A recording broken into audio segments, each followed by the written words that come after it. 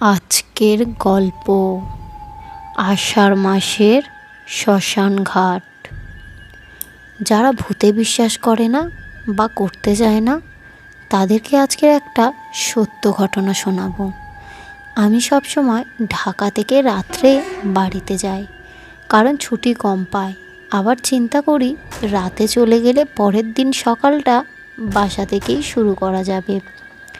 ছাত্র অবস্থায় ক্লাস শেষ করেই রওনা হয়ে যেতাম। এখনও অফিস শেষ করেই সোজা মহাকালী, তারপর ময়নাসিংহ হালুরঘাট, মোটামুটি 6 ঘন্টা। একদিন ক্লাস শেষ করে বাড়ি রওনা হলাম।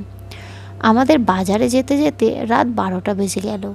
বাজারে গিয়ে দেখি সুভাষ, আমার বাল্যবন্ধু, আমাকে দেখে বলল, আমরা তো প্রতিদিন রাতে কদমতলী আড্ডা মারি, তুই খেয়ে চলে আসিস। বাজারে আমার বাড়ি। বাসায় গিয়ে মায়ের সাথে কথা বলতে বলতে খাওয়া শেষ করলাম। 1টার দিকে বাজারে গিয়ে কাউকে দেখতে না পেয়ে ভাবলাম সবাই হয়তো চলে গেছে। আমি 2টো সিগারেট কিনে কদমতলী রওনা হলাম। বাজার থেকে কদমতলী সিকি কিমি দূরে। তখন আষাঢ় মাস, আকাশে চাঁদও আছে, কিন্তু আষাঢ়ের মেঘ এবং চাঁদের আলো দুটো মিলে একটা অদ্ভুত আঁধারের খেলা চলছে। এই কালো, এই অন্ধকার, আবার যেন ভরা পূর্ণিমা। একটা সিগারেট ধরিয়ে রাস্তায় হাঁটছি, কিছুটা ভয়ও লাগছে। এমন রাতে একা একা হাঁটলে ভূত পেতের কথা একটু বেশি মনে পড়ে। বামে ঘন জঙ্গল থেকে ঝিঁঝি পোকার শব্দে একটা অদ্ভুত সুর যেন সৃষ্টি হচ্ছে, যে সুরে তালে তালে নিজেকে নিয়ে খুব হারিয়ে যেতে ইচ্ছে করে। মাঝে মাঝে গভীর জঙ্গল থেকে 2-1টি কাক বড্ড বেসুরো কণ্ঠে কা কা করছে। মনে হচ্ছে কোনো মাংস খেকো রাক্ষস যেন কলিজাটা ছিঁড়ে নিয়ে যাচ্ছে। আমি কদমতলীর কাছাকাছি, যে জায়গায় শ্মশানঘাটটা, ঠিক সেই জায়গায় চলে আসলাম। এইখান থেকে আমাদের যে জায়গায় বসে আড্ডা দেওয়ার কথা, সেই জায়গাটা স্পষ্ট দেখা যায়। আমি কাউকেই দেখতে পেলাম না। মনের ভেতরে একটা ভয় জেগে উঠল।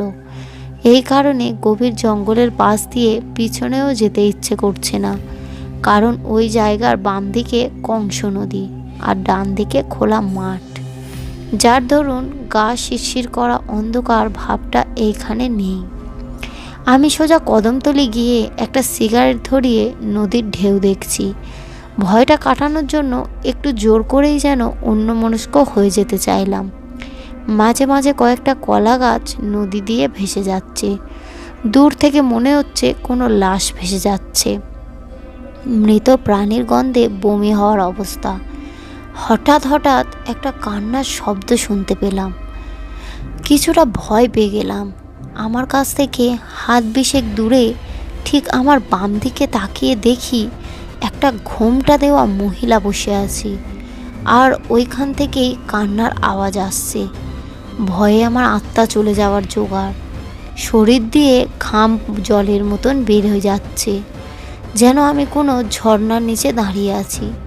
ডাকবো ভেবেও না ডেকে সোজা বাসার দিকে রওনা হলাম।